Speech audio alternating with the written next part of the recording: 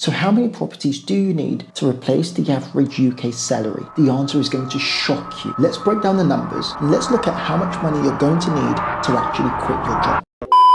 The average UK salary is about £33,000. After taxes, that's around £2,150 per month. But to replace this income with rental properties, we're going to need to consider both the rental income and expenses like mortgage payments. Now, the average rent in the UK obviously varies. It's going to depend on the location, depends on the quality of the property, depends on the road in which it's on. But for this analysis, let's look at the national average, which is about £1,000 per month. If the average property in the UK is about £280,000, with a typical 25% deposit, you would need to put down around £72,000 per property. Now, if we go with the assumption of a 75% loan-to-value mortgage on that £280,000 over a 25-year period, then your monthly mortgage cost will be around £860 per month. Now, let's look at what's left after you pay your mortgages. If we go with the national average of £1,000 per month in rental income, minus your mortgage of £860, you would be left with about £140 per month. The problem here is we still have to factor in other expenses. Property investing isn't just a mortgage. There are costs associated with holding or managing a property. Some of these costs include maintenance, property management fees, insurance, taking into consideration potential voids, which are empty periods. If we average that, that's around £300 per month. If we subtract this £300 per month from the £140 that was left over, we would be in negative cash flow of around £160 per month. Now, of course, there are small adjustments you can make. For example, if you manage the property yourself, you might not need to pay an estate agent that cost. You might be able to negotiate cheaper insurance. We can remove potential voids from the equation, but realistically, those are the costs associated with holding a property. So to replace the average salary in the UK of £2,150 per month,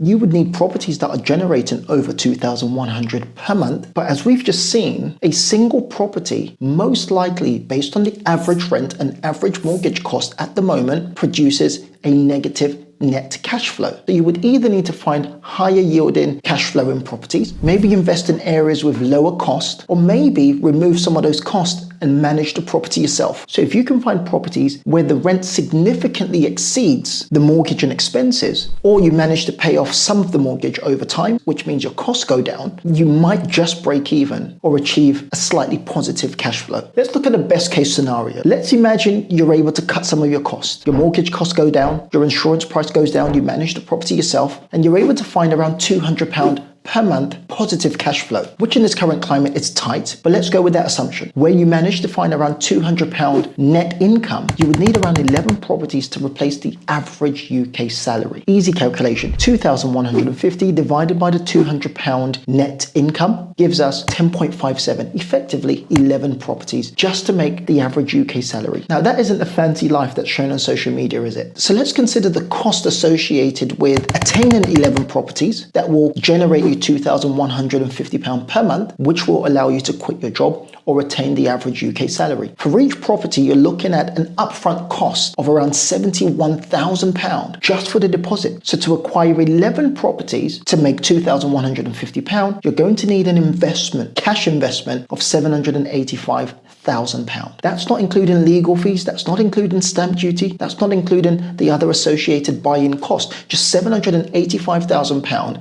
to generate £2,150 per month.